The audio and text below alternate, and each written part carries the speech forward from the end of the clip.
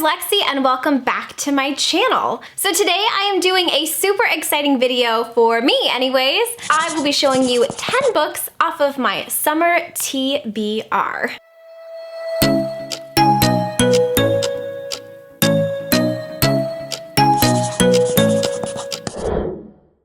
You can tell it's summer around my house because my iced coffee is now residing in a mason jar. Basically in the summertime, I just drink everything out of mason jars with straws. I don't know why. I don't know if it's like a southern thing or if it's everywhere too, but basically just everything lives in a jar in the summertime. So I absolutely love seasonal TBR videos. Like they're my favorite things in the entire world. If you have been watching my channel for a while, you know that I actually don't make monthly TBR videos, and that's mostly because I'm a very indecisive person in general. I also am a big mood reader. However, as a big mood reader, seasonal TBRs are my jam because in the summertime, I really want to read books set in summer. In like October and in the fall season, I really want to read some spooky ass books. You know what I'm saying? So seasonal TBRs are kind of the way to go for me. I had the hardest time ever narrowing down this list because there are so many books that I really want to read in summer. I decided to kind of stick to newer releases and books specifically set in the summertime.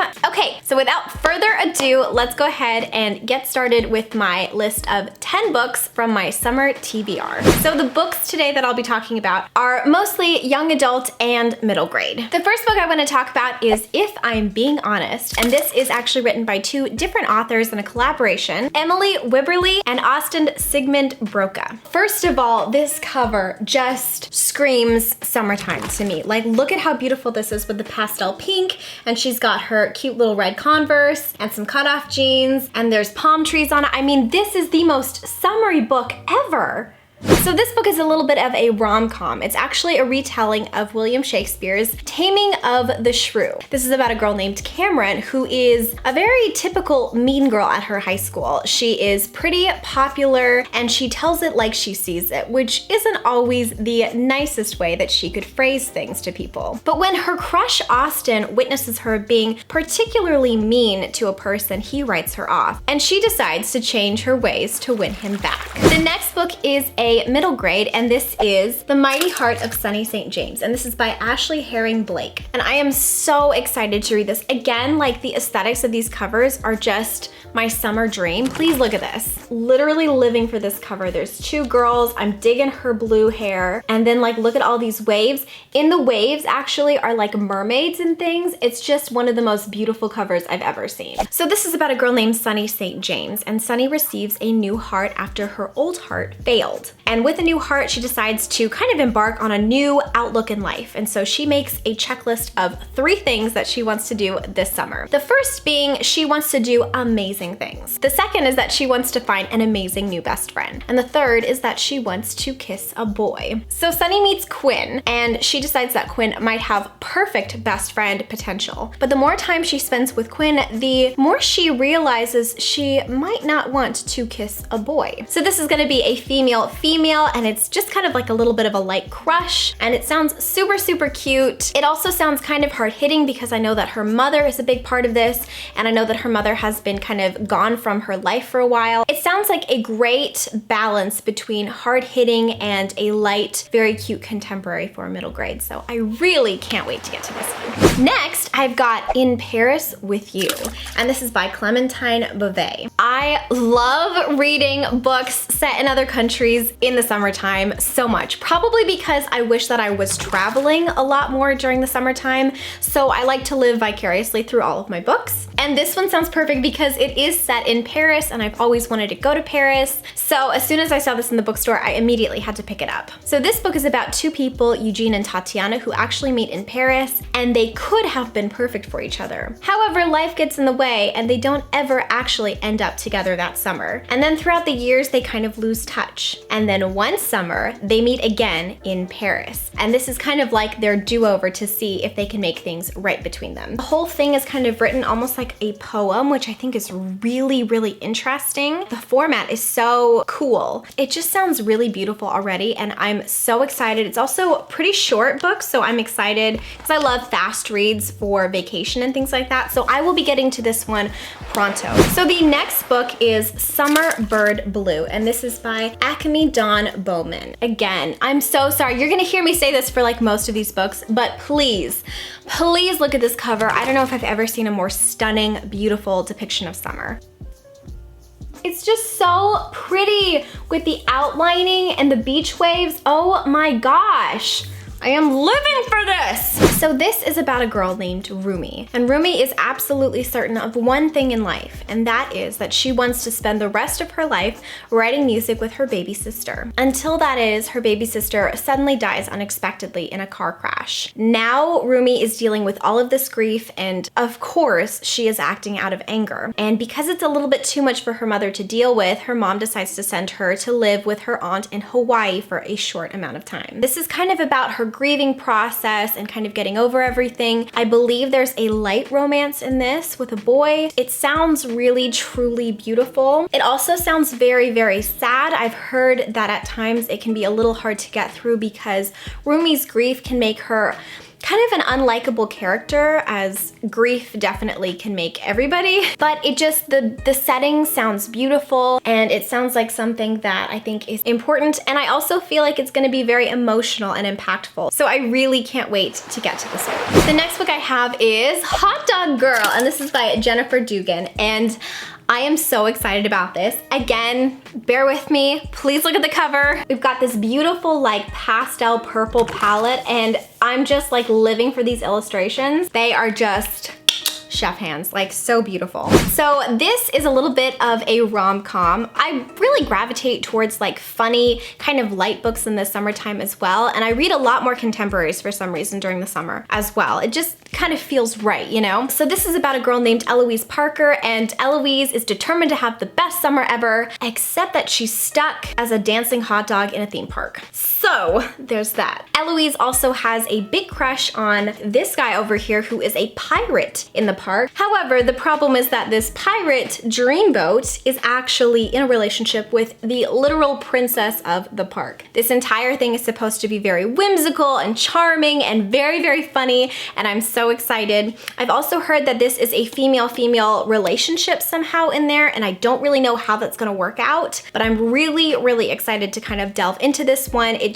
sounds so funny, and it sounds so lighthearted, and sign me up, please. I also really love hot dogs, so there's that. Next is a recent release, and it is The Lost Coast, and this is by Amy Rose Capetta. I'm really excited about this one because this one, I'm not sure. I think it takes place in the summertime, but it actually involves a coven of witches, which I think is really interesting. It's a little bit spooky to read about that in the summertime, and I'm living for that because I think those spooky vibes are good all year round. So, specifically, this is about a girl named Danny who lives with her mom, and they travel all over the country. Danny randomly decides to go to a place called, I believe, Tempest, California. What she doesn't know is that it actually was not random because a coven named the Greys decided to call her because they need her for a very specific purpose. And while she is there helping the coven of Greys, she discovers a dead boy in the woods, which sounds so scary already, like I'm terrified, but spooky vibes are kind of fun to read, like again when you're on vacation or when you're on like a plane or something. I don't know, I like that sometimes. So really excited. I've also heard that this has a lot of LGBT rep. Again, I don't really know much more about it. Yeah, I'm really excited to read about a bunch of kick-ass witches and see what happens. The next one is middle grade, and it is Henry and Eva and the Castle on the Cliff. Okay, and this is by Andrea Portes. So this is about two siblings, Henry and Eva, whose parents mysteriously die in a boating accident. After their parents' death, their uncle and his creepy girlfriend are forced to move in with them into their very large house on the cliff. While they are there, Henry and Eva are haunted by some mysterious friends who try to warn them that their parents' death is not all that it seems. And the more Henry and Eva look into it, the more they discover a mystery and that possibly it wasn't an accident at all.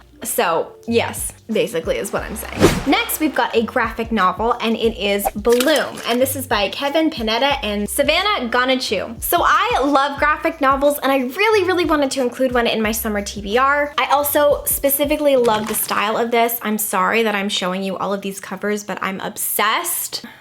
It's so beautiful with the blues, and that's kind of how the entire book is. The entire book has like this very pretty like blue palette.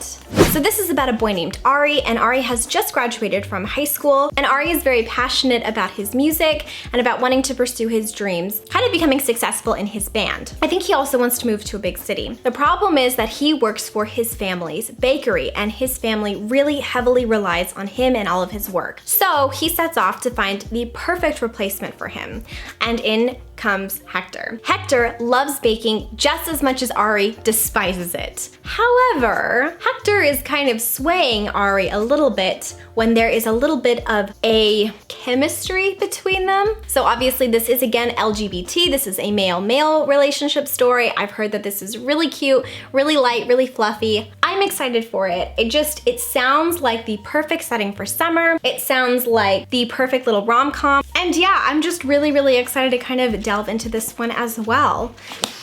We have just been blessed with like the best books in 2019. I'm living. Next is the last middle grade of this particular TBR, and it is Maybe a Mermaid, and this is by Josephine Cameron. I saw this and I immediately bought it, like no questions asked, because I am obsessed with mermaids. This also just recently released. So this is about a little girl named Anthony. Anthony and her mother actually go up to a resort for the summer. Now Anthony is a very practical kind of a girl. She does not believe in things like unicorns or fairies or even the word maybe. So when she hears local rumors about a mermaid in the lake, she writes them off. One thing she is very interested in, however, is finding a true blue friend. Anthony is trying to find a friend, find herself, and possibly find a mermaid. And finally, the last book is a book that you've probably heard me mention a couple different times in a couple different videos. I'm sorry, I'm just so excited to get to it, and I can't stop thinking about it, and that is Neverworld Wake, and this is by Marisha Pessl. I love a good thriller during the summertime. I do have a couple friends who probably would not consider this a thriller because they read actual thrillers, but I am a scaredy pants, and so this is about as scary as I get. So this is about a girl named Beatrice, and Beatrice and her 5 friends are kind of considered the privileged, lucky, cool kids at her school. Until one year, her boyfriend Jim mysteriously dies suddenly in a tragic accident. 1 year after Jim's death, Beatrice reunites with her friends on the seaside estate that they shared so many nights laughing and sharing secrets and crushes together. While there, Beatrice hopes to get to the bottom of what really happened to cause Jim's death. A storm mysteriously brews and blows in a stranger who knocks in the middle of the night and informs the friends that time has snagged on a splinter and it will not start again until they make an impossible decision. All I know, I'm so excited for the magical realism elements, for the slight fantastical elements. I still feel like it feels a little bit summer because it is kind of by the sea. It just feels a little creepy, which I am all about. So yeah, I'm so excited to get to this. Again, we've got a stunning cover. I'm so excited to get to this. Well, there you have it, you guys. These are 10 books from my summer TBR, and I am so excited. Technically, I'm a little bit more of like a fall person. I go completely crazy in the fall. However, I love summer so much. It has such a special place in my heart. I love the sunshine, and I am just living for these summer vibes. Do you have a summer TBR? What's the #1 book on your summer TBR list? Please leave it down in the comments. Until next time, book lovers, please keep your head in the clouds and your heart in a book, and I will talk to you later. Bye!